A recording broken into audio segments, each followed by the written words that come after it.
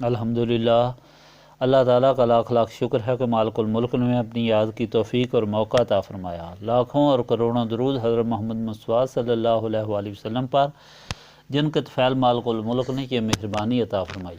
سامعین کرام، اللہ تعالیٰ نے قرآن پاک میں ارشاد فرمایا، اعوذ باللہ من الشیطان الرجیم، بسم اللہ الرحمن الرحیم۔ اور ان کے نبی نے ان سے کہا کہ بے شک اللہ تعالیٰ نے تمہارے لیے طالوت کو بادشاہ مقرر فرمایا ہے۔ انہوں نے کہا کہ طالوت ہمارا بادشاہ کس طرح ہو سکتا ہے، حالانکہ ہم اس سے زیادہ حقدار ہیں بادشاہت کے، وہ تو مالی طور پر بہت کمزور ہے۔ تو نبی نے فرمایا کہ اللہ تعالیٰ نے تم پر اسے منتخب فرما لیا ہے، اور اسے علم بھی اور جسم میں بھی تم پر برتری عطا فرمائی ہے، اور اللہ تعالیٰ جسے چاہتا ہے اپنا ملک عطا فرماتا ہے، اور اللہ تعالیٰ بڑی وسعت والا علم والا ہے۔ اس سے پہلے یہ بات آپ پر کئی بار واضح کی گئی کہ مالک الملک یہ چاہتا ہے کہ اس کی مخلوق اس کی ان نعمتوں سے مستفید ہو جو اس نے دنیا اور آخرت میں اپنی مخلوق کے لیے بنائی ہیں، لیکن ان نعمتوں سے مستفید ہونے کے لیے ضروری ہے کہ انسان ان کا بندہ بنے، اور بندہ بننے کے لیے قرآن پاک ہدایت کے طور پر عطا فرمایا گیا۔ اس میں انسان کی ساری زندگی کے ہر گوشے سے متعلق ہدایت مکمل طور پر بیان فرمائی گئی ہے، اور اس کے ہر گوشے کی وضاحت فرمائی گئی ہے، اور کوئی گوشہ ایسا نہیں چھوڑا گیا جس کے متعلق انسان مخمصے میں ہو یا شک و شبہ میں ہو۔ پہلے اللہ تعالیٰ کے حقوق، اللہ تعالیٰ کے محبوب کے حقوق، اور اللہ تعالیٰ کے کلام کے حقوق، پھر مخلوق خدا کے آپس میں حقوق، پھر بیوی اور خامند کے حقوق اللہ تعالیٰ نے تفصیل سے ہدایت کے طور پر عطا فرمائے، جو آپ کے سامنے بیان ہوئے۔ اب جو ہدایت شروع ہے وہ اللہ تعالیٰ پر توکل کے لیے ہے کہ اللہ تعالیٰ پر توکل کرنا چاہیے، اور ہر چیز اس کے ہاتھ میں ہے۔ وہی بادشاہ ہے، وہی قادر مطلق ہے، وہ جو چاہے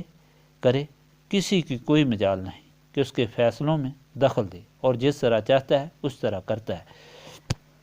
سب کچھ اس کے ہاتھ میں ہے، زندگی اسی کے ہاتھ میں ہے، رزق بھی اسی کے ہاتھ میں ہے۔ یہ باتیں زیادہ تفصیل اور تشریح سے سمجھانے کے لیے مالک الملک نے قرآن پاک میں تاریخ بھی بیان فرمائی، اور یہاں اس ضمن میں ثبوت کے لیے آپ حضرت حزقیل کا قصہ سن چکے ہیں، جو اللہ تعالیٰ نے بیان فرمایا، اور قصے میں یہ بتایا گیا کہ ایک بستی میں کئی ہزار لوگ تھے جو موت کے ڈر سے بھاگ گئے، لیکن موت ان پر واقع ہو گئی اور وہ موت سے نہ بچ سکے۔ پھر یہ بات واضح فرمائی گئی کہ شیطان انسان کے نفس کو قابو کر لیتا ہے اور اسے گمراہ کرتا ہے۔ کس طرح حضرت موسیٰ اپنی قوم کی نجات کے لیے اللہ تعالیٰ کی طرف سے تشریف لائے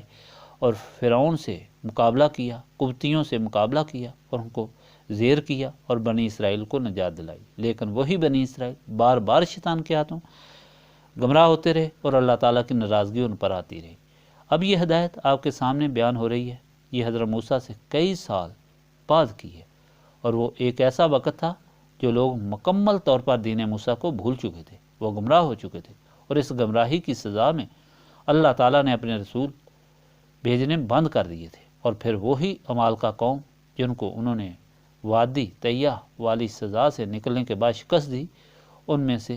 ہی یعنی عملیق بن عاد کی اولاد میں سے ایک بادشاہ جالوت ان پر مسلط ہو گیا تھا، جس نے ان پر انتہا درجہ ظلم ڈھائے۔ 4000 شاہی خاندان کے شہزادے قید کر لیے، لوگوں کو قتل کر دیا،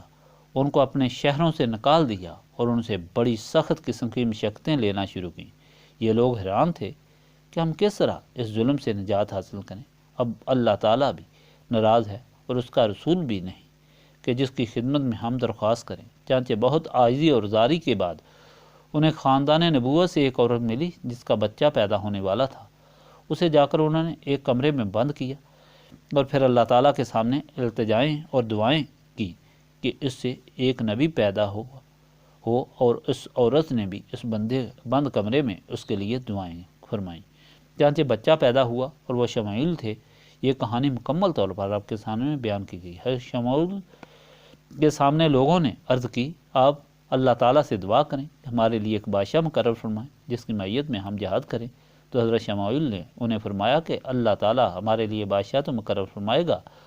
لیکن تم اپنی بات سے پھر جاؤ گے۔ اور یہی بات ہوئی کہ وہ اپنی بات سے پھر گئے، اور صرف 313 آدمی باقی رہ گئے جنہوں نے جہاد کیا۔ یہ بھی اسی سلسلہ کی ہدایت کا ایک حصہ ہے جو آپ کے سامنے بیان کیا تھا۔ جب حضرت شمائیل نے اللہ تعالیٰ کے سامنے عرض کی، لوگوں کی التجا پیش کی، ان کے لیے کوئی سردار یا بادشاہ مقرر ہوئے جس کی معیت میں یہ جہاد کریں، تو اللہ تعالیٰ نے یہ حکم دیا کہ طالوت کو ان پر بادشاہ مقرر کیا جاتا ہے۔ طالوت کا نام شاول بن قیس تھا۔ طالوت اس لیے کہا جاتا تھا کہ حضرت شمائیل کو ایک ڈنڈا ملا اور انہیں حکم ہوا کہ اس ڈنڈے کے برابر جس کا قد ہوگا وہ شخص بادشاہ ہوگا، اور دوسرا انہیں یہ حکم ہوا کہ ایک شیشی تیل کی بھر کر بیت المقدس سے لائیں اور وہ اپنے پاس رکھیں، اور جب وہ شخص ان کے پاس آئے گا تو اس تیل کو جوش آئے گا اور شیشی سے کارک نکل جائے گا، تو یہ سمجھ لیں کہ یہی وہ شخص ہے۔ حضرت شمائیل نے سارے بنی اسرائیل کو اس عصا سے ماپا، لیکن کوئی بھی اس پیمائش کا نہ نکلا۔ ایک دن طالوت کے والد جو چمڑے کی تجارت کرتے تھے، ان کا گدھا گم ہو گیا، تو انہوں نے طالوت کو بھیجا کہ جا کر گدھے کو تلاش کرو، اور ساتھ ایک خادم میں گیا۔ وہ تلاش کرتے کرتے ایک جگہ پر پہنچے جہاں حضرت شمائیل کا مکان تھا، تو خادم نے کہا، یہاں اللہ تعالیٰ کے پیغمبر ہیں، ان سے پوچھ لیتے ہیں، شاید ان کو ہمارے گدھے کا علم ہو۔ جب وہ ان کے کمرے کے اندر داخل ہوئے تو وہ شیشی جس میں تیل پڑا ہوا تھا اس میں جوش آیا اور اس کا کارک نکل گیا۔ حضرت شمائیل نے وہ تیل اس کے سر پر ملا اور کہا کہ تم کو اللہ تعالیٰ نے بنی اسرائیل کا بادشاہ مقرر کیا ہے، جا کر ان کو بتاؤ اور ان کے ساتھ مل کر عمالقہ کے خلاف جہاد کرو۔ طالوت نے کہا کہ مجھے بنی اسرائیل نہیں مانیں گے، کیونکہ میں ایک غریب آدمی ہوں اور پیشے کے لحاظ سے بھی بہت کمزور ہوں۔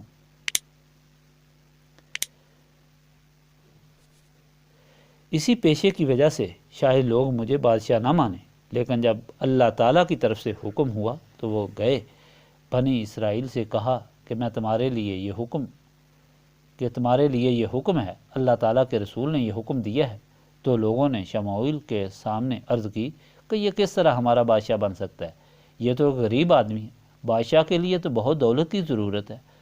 اور دوسری بات یہ کہ اس سے پہلے جتنے بھی پیغمبر آتے رہے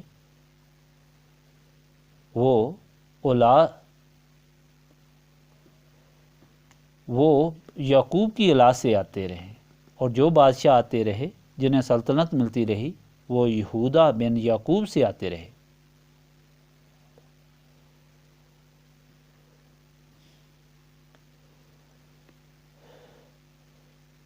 شمائیل کے سامنے اس نے عرض کی کہ کس طرح ہمارا بادشاہ بن سکتا ہے، یہ تو ایک غریب آدمی ہے، بادشاہ کے لیے تو بہت دولت کی ضرورت ہے، اور دوسری بات یہ کہ اس سے پہلے جتنے بھی پیغمبر آتے رہے وہ لادا بن یعقوب کی اولاد سے آتے رہے، اور جو بادشاہ آتے رہے جنہیں سلطنت ملتی رہی وہ یہودا بن یعقوب سے آتے رہے۔ یہ شخص بنیامین بن حضرت یعقوب کی اولاد سے ہے،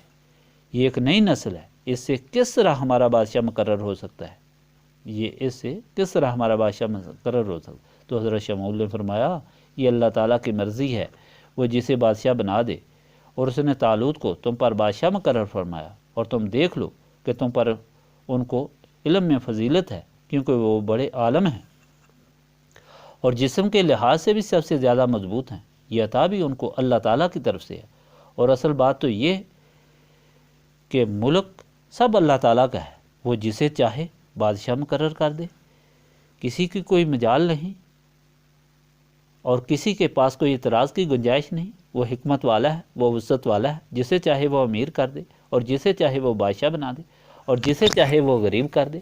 ذرے کو آفتاب کر دے اور آفتاب کو ذرہ کر دے، یہ اس کی طاقت ہے اور اس کے عمل پر کوئی اعتراض نہیں کر سکتا۔ ان کی معیت میں پھر جہاد ہوا۔ اب اللہ تعالیٰ نے جو یہ ہدایت فرمائی اس میں سمجھنے والی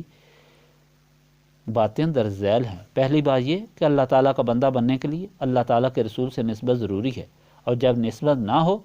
تو انسان اللہ تعالیٰ اور اللہ تعالیٰ کے رسول کے احکام کو نہ سمجھ سکتا ہے اور نہ ان پر پابندی کر سکتا ہے، جس کا نتیجہ یہ ہوتا ہے دنیا اور آخرت میں ذلت اور رسوائی خواری ہوتی ہے۔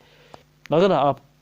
قرآنی تاریخ اٹھا کر دیکھیں تو آپ کو معلوم ہوگا کہ جن لوگوں نے اللہ تعالیٰ اور اس کے رسول کے حکم کو مان لیا اور اس حکم کی پابندی کی وہ کامیاب ہوئے۔ سرخرو ہوئے اور سرفراز ہوئے، خواہ کوئی بھی تھے، اور جنہوں نے اللہ تعالیٰ اور رسول صلی اللہ علیہ وآلہ وسلم کے حکم سے بغاوت کی، وہ ذلیل و خوار ہوئے، خواہ وہ بادشاہ تھے یا کوئی بھی تھے، لیکن اللہ تعالیٰ اور اس کے رسول کے حکم کی پابندی انہوں نے ہی کی، اور حکم سن کر فوراً انہوں نے سر جھکایا جو اللہ تعالیٰ کے رسول سے نسبت رکھتے تھے۔ وہ قلبی نسبت تعلق اس یقین اور تابع داری اور غلامی کا باعث تھا۔ ان کے دل و دماغ میں یہ بات تھی کہ اللہ تعالیٰ کا رسول جو فرما رہا ہے یہ سچ ہے، صحیح ہے، اور اسی میں ہماری بہتری ہے۔ شیطان اور نفس اگر انہیں کسی غرور، تکبر یا لالچ یا خوف سے کی وجہ سے گمراہ کرنا چاہتے تھے تو وہ اس نسبت کی وجہ سے گمراہ نہیں ہو سکتے تھے۔ اس نسبت کی طاقت سے وہ غالب آتے تھے۔ شیطان اور نفس کے خلاف جہاد کر کے اللہ تعالیٰ کے احکام کی پابندی کرتے تھے، اور جتنے اعتراض اور سوال ان کے اندر پیدا ہوتے تھے انہیں وہ ختم کر دیتے تھے۔ یہ نسبت کی برکت تھی۔ گویا جن لوگوں کو اللہ تعالیٰ اور اس کے رسول سے نسبت حاصل تھی انہوں نے اللہ تعالیٰ اور اس کے رسول کے احکام کی پابندی کی، اور وہی دونوں جہانوں میں سرخرو اور سرفراز ہوئے، اور یہی قرآنی تاریخ کا سبق ہے۔ یہی وجہ ہے کہ اللہ تعالیٰ نے اپنی اس پاک کلام قرآن مجید میں تاریخ کا ایک بہت بڑا حصہ رکھا ہے، تاکہ لوگوں کو یہ معلوم ہو کہ جو اللہ تعالیٰ کے حکم کی پابندی کرتے ہیں ان کے لیے کامیابی ہے، اور جو ان پر اعتراض کرتے ہیں یا شک کرتے ہیں ان کے لیے ناکامی، ذلت اور رسوائی ہے۔ گویا نسبت رسولی صلی اللہ علیہ وآلہ وسلم ہی انسان کی کامیابی کی ضامن ہے اور ضروری ہے۔ نسبت رسولی صلی اللہ علیہ وآلہ وسلم صرف ان لوگوں کو حاصل ہوتی ہے جو اپنے سینے یاد الہی سے صاف کرتے ہیں، کیونکہ سینے صاف کرنے کی دعا صرف یاد الہی ہے۔ یہی اس محفل کی غرض و غایت ہے کہ جو لوگ بھی ہمارے ساتھ تعلق رکھنے والے ہیں وہ اگر قرآن پاک پڑھیں یا قرآن پاک سنیں جس میں بندگی اور زندگی گزارنے کے احکام ہیں، یا حدیث سنیں یا پڑھیں، یا اگر نہ پڑھیں تو اس کی خواہش ضرور رکھیں اور کوشش کریں کہ وہ اللہ تعالیٰ اور رسول پاک صلی اللہ علیہ وآلہ وسلم کا حکم معلوم کریں، اور جب بھی انہیں اللہ تعالیٰ اور رسول اللہ صلی اللہ علیہ وآلہ وسلم کا حکم ملے تو فوراً اس کے سامنے سر جھکا دیں۔ یہ نہ ہو کہ کسی مقام پر بھی انہیں تکبر، غرور، لالچ یا خوف اللہ تعالیٰ اور اس کے رسول صلی اللہ علیہ وآلہ وسلم کے حکم سے باغی کرے، یا کوئی نکتہ چینی ان کے دل میں پیدا ہو۔ اگر انسان خود اپنی زندگی کا مطالعہ کرے تو زندگی میں کئی مواقع ایسے آتے ہیں کہ ایک طرف خدا کا حکم ہوتا ہے اور ایک طرف کوئی محبت، کوئی خوف یا کوئی لالچ ہوتا ہے۔ اس میں انسان کو کوئی مصلحت نظر آتی ہے تو وہاں وہی شخص کامیاب ہوتا ہے جس کے دل میں نسبت ہو۔ جس کے دل میں نسبت ہو وہ ان ساری چیزوں کو چھوڑ کر اللہ تعالیٰ اور رسول کے حکم کو ہی اہمیت دیتا ہے، اور یہ یقین کر لیتا ہے کہ اس میں میری کامیابی ہے اور یہی سچ ہے اور اسی پر چلنا میرے لیے بہتر ہے۔ ہم یہ چاہتے ہیں کہ ہمارے ملنے والے لوگ اللہ تعالیٰ کی نعمتوں سے مستفید ہوں اور دونوں جہاں میں سرخرو اور سرفراز ہوں۔ جو لوگ اس جگہ پر اللہ تعالیٰ کا آسرا اور بھروسہ لے کر آتے ہیں، اللہ تعالیٰ کا توکل لے کر آتے ہیں، ہم پیر صاحب فرمایا ہماری یہ خواہش ہوتی ہے کہ اللہ تعالیٰ ان کی آرزویں پوری کرے، لیکن اس کا طریقہ یہی ہے کہ وہ اس نسبت کو اپنے سینوں میں قائم رکھیں۔ اس نسبت کی بدولت وہ شیطان اور نفس کے خلاف ہمیشہ جہاد کریں اور اس میں کامیابی حاصل کریں، اور ان کے لیے یہ طریقہ ہے کہ وہ اللہ تعالیٰ کی یاد کثرت سے کریں اور اس طرح اپنے سینوں کو صاف کریں۔ اور یہ محفل اسی غرض و غایت کے لیے ہے کہ ایسے لوگ اسی مقصد کے لیے اکٹھے بیٹھ کر خلوص نیت سے یہی التجا اور یہی مدعا لے کر اللہ تعالیٰ کی یاد کریں تاکہ ان کے سینے صاف ہو جائیں اور پھر وہ نسبت رسولی صلی اللہ علیہ وآلہ وسلم کی دولت لے کر یہاں سے لوٹیں۔ اللہم صلی علی سیدنا محمد وعلی آلہ وصحبہ صلاۃ تکون لنا مان من کل خوف لا الہ الا انت سبحانک انی کنت من الظالمین۔ ربنا آتنا فی الدنیا حسنۃ وفی الآخرۃ حسنۃ وقنا عذاب النار۔ استغفر اللہ العظیم الذی لا الہ الا هو الحی القیوم واتوب الیہ۔ استغفر اللہ العظیم الذی لا الہ الا هو الحی القیوم واتوب الیہ۔ استغفر اللہ العظیم الذی لا الہ الا هو الحی القیوم واتوب الیہ۔ ربنا تقبل منا انک انت السمیع العلیم وتب علینا انک انت التواب الرحیم۔